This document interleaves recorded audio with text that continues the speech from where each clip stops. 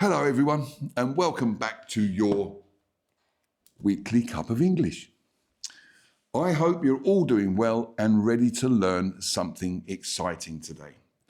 If you're someone who wants to speak English fluently, confidently, naturally, then this lesson is perfect for you. Today, I'm going to teach you how to think in English, which is one of the most crucial steps to becoming fluent in English and to become a fluent English speaker. We all know how frustrating it can be when we have to pause, we translate our thoughts from our native language into English, and then try to speak it. It slows us down. It makes us feel less confident and often leads to mistakes. But wouldn't it be amazing if you could skip that translation step altogether and just think in English from the very start? Well, the good news is it's absolutely possible.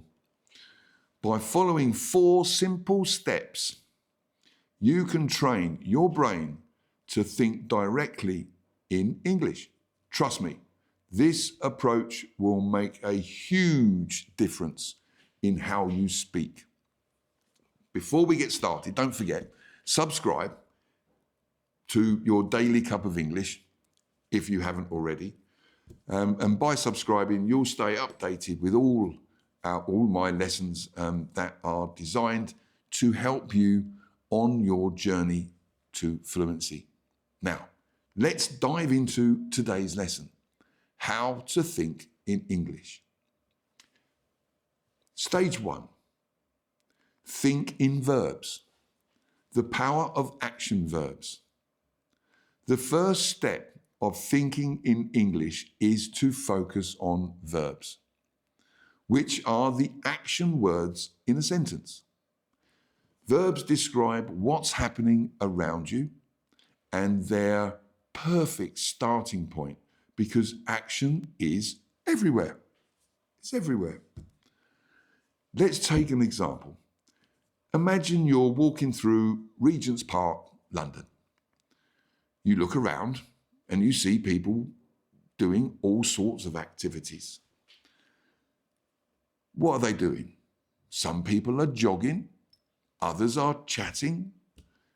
You see a child throwing a ball, while another is feeding the ducks. Each of these actions can be described using verbs: jog, chat, throw, feed.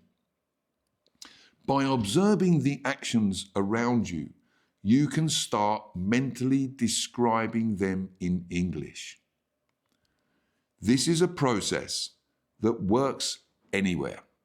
For example, if you were standing at a train station in Zurich, Switzerland, you might see commuters walking briskly, a train arriving, or a couple embracing. If you're on a beach in Brighton, UK, you might notice people swimming, sunbathing, or playing frisbee. What if you're at home and it seems like nothing much is happening? You can still practice thinking in verbs by imagining scenarios or using pictures.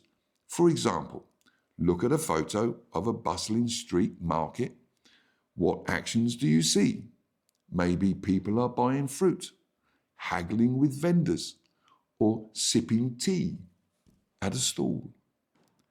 The key tip here is set aside 5 minutes daily. Focus on observing and identifying actions in English. Pick a different location each day, whether real or imagined, and name the actions happening around you. Stage 2, think in nouns. Naming the world around you. Once you've practiced thinking in verbs, It's time to move on to nouns.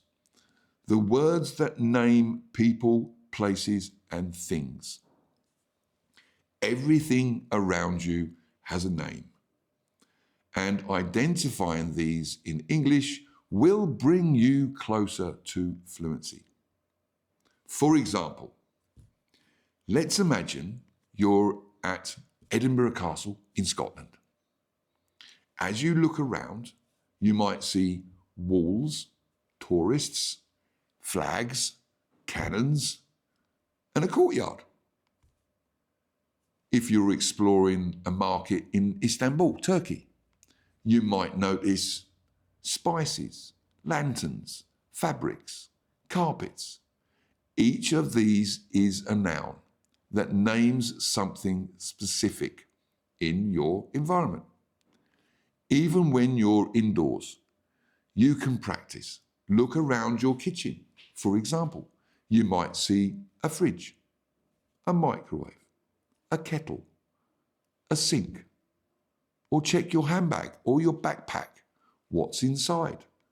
Perhaps you have a wallet, keys, a phone, a notepad. The key tip here is to spend a few minutes each day naming the objects you see around you in English. Challenge yourself to identify everything in your environment using English nouns. Stage 3, think in sentences. Connecting verbs and nouns. Once you've mastered verbs and nouns, it's time to combine them into sentences. Start with simple sentences that describes what's happening around you. For example, imagine you're in Oxford, UK, by the River Thames. Lovely sunny day by the river, lovely. You could describe the scene like the rowers are gliding across the water, a swan is swimming gracefully, a couple are walking hand in hand along the riverbank. Now, let's picture a park in Vienna, Austria. You might say, the children are playing on the swings. A man is jogging along the path. A group of friends are having a picnic under the tree. The goal is to practice forming sentences until it becomes second nature. Don't worry about making mistakes or trying to make it complex. Short, clear sentences are enough to build confidence. Okay, so the key tip here is to spend 10-15 minutes daily describing your surroundings in sentences. As you get more comfortable, try making your sentences longer and with more detail. Now, going on to stage 4. Think in paragraphs, bringing it all together. Yeah? The final stage is to think in paragraphs. This means describing your surroundings in more detail, creating a vivid picture of what's happening. Let's imagine you're walking along the Shambles in York, in the UK. It's a place. It's like a cobbled street. It's a nice place in York. So I'm walking down the Shambles, a narrow cobbled street lined with medieval buildings. The shop windows are filled with handmade chocolates and quirky souvenirs. A street musician is playing a violin, and a couple are enjoying their ice cream while strolling hand in hand. The scent of freshly baked bread wafts from a nearby bakery, adding to the cozy atmosphere. Or imagine you're at a vibrant square in Florence, Italy, near the Duma. The square is alive with activity. Tourists are taking photos of the cathedral, street artists are sketching portraits, and vendors are selling ice cream from colourful carts. The sound of church bells echoes through the air, and the sunlight glistens on the marble facade of the Duma. Key tip here is, at the end of each day, spend a few minutes describing your day in a paragraph. Include as much detail as possible, from the actions you performed to the objects you saw and the atmosphere around you.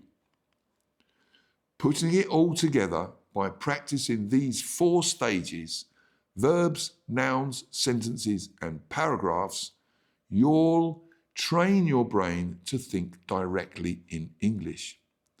This will help you speak more fluently, naturally, confidently, without relying on translation.